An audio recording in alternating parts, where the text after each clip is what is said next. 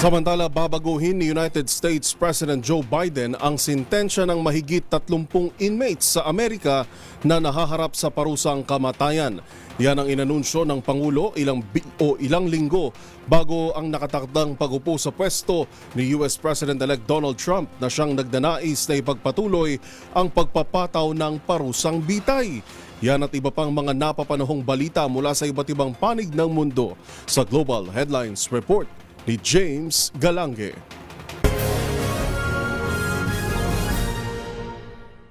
Balita mula sa Amerika, babaguhin ni United States President Joe Biden ang sentensya ng 37 sa 40 inmates na naharap sa parusang kamatayan at gagawin na lamang na habang buhay na pagkakakulong ng walang parol.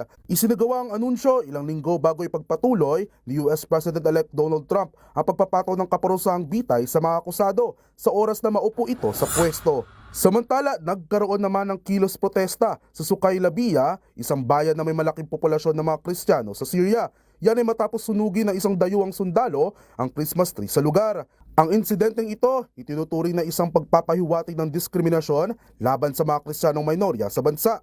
Dahil dito, nanawagan ng grupo na paigtingin ng bagong pamahalaan ang proteksyon sa kanilang grupo matapos ang naging kakulangan sa pagsuporta at pagpigil ng nakaraang administrasyon sa kanilang kalayaan na magsanay ng kanilang relihiyon.